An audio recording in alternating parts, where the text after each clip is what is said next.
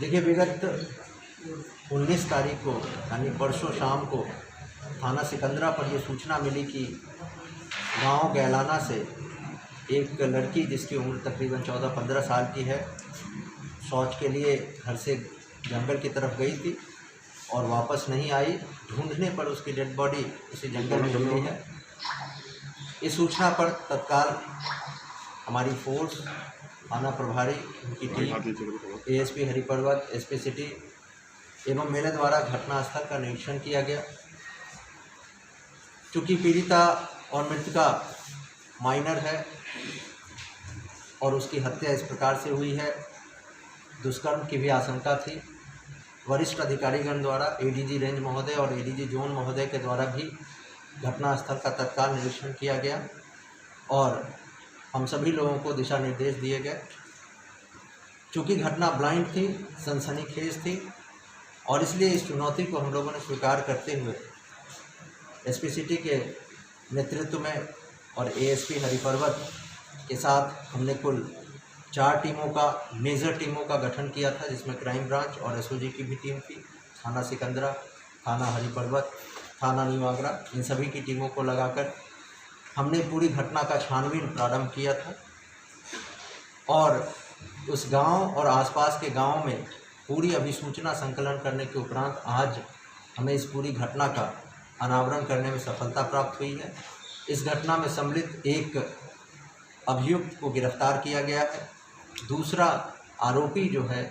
वो माइनर होने के कारण उसे अभिरक्षा में लिया गया है और जुवेनाइल बोर्ड के समक्ष प्रस्तुत किया जाएगा। दोनों लड़के, दोनों आरोपी उसी गांव के हैं, परिवार और मृतका से नोन हैं और इन लोगों के द्वारा पूछताछ में इस पूरी घटना को कबूल करते हुए ये बताया कि जब मृतका अपने घर से जंगल की तरफ जा रही थी तो उसके पीछे ये लोग बोलिए और एकांत पाते हुए उसको ओवरपावर करते हुए उसको गिरा लिया और उसके साथ दोनों लोगों ने दुष्कर्म किया, रेप किया और उसके बाद पहचान चूँकि हो गई थी, उसे पहचानती थी मृतका और इस कारण से उसका मुंह नाक दबाकर उसकी हत्या कर दी और डेड बॉडी को वहीं छुपाकर और भाग गए। वापसी में जब सभी लोग मृतका को ढूंढ रहे थे, उसके बाद जो है करीब 4 घंटों बाद वापस गांव में आकर सामान्य तौर पर रहने लगे ताकि किसी को शक न हो। हमने एसपी सिटी के नेतृत्व में जो टीमें बनाई थी उसमें से सीसीटीवी का अवलोकन किया गया, सर्विलांस और टेक्निकल इंटेलिजेंस का अवलोकन किया गया। साथ ही साथ उस गांव में और आसपास के मऊ गांव या ककरेठा गांव, आसपास के 3-4 और गांवों में इस प्रकार के जितने भी नए लड़के या इस प्रवृत्ति के जो लड़के हैं उनकी पूरी छानबीन की गई, अभिसूचना संकलन की गई कि कौन व्यक्ति जो है गांव से बाहर है, गांव से गायब है या किस प्रकार की घटना पूर्व में जो अपराधी किए उन सभी से पूछताछ की गई और आज हमें उन सभी अभिसूचनाओं और तथ्यों के संकलन के उपरांत ये सफलता प्राप्त हुई है। दोनों अभियुक्त, दोनों आरोपी को जो है एक को जेल भेजा जा रहा है, दूसरे को जुवेनाइल बोर्ड के समक्ष प्रस्तुत कर जो है आगे की कार्रवाई की जाएगी। चूँकि ये घटना सनसनीखेज भी है, ब्लाइंड भी था और इसलिए हमने एसपी सिटी के नेतृत्व में विवेचना और साक्ष्यों के संकलन के लिए जो है अच्छे इंस्पेक्टर्स की और इंस्पेक्टर जो सिकंदरा हैं इनके साथ टीमें बनाई हैं ताकि सभी साक्ष्यों का साइंटिफिक इवैल्यूएशन करते हुए मात्र अगले 3 दिनों में टारगेट के तौर पर सभी साक्ष्यों का संकलन कर चार्जशीट लगाएं और पैरवी करते हुए, प्रभावी पैरवी करते हुए अगले 1 से 1.5 महीने में इसमें सज़ा कराएं ताकि ऐसे आरोपियों पर, ऐसे अभियुक्तों पर, ऐसे लोगों में एक जो है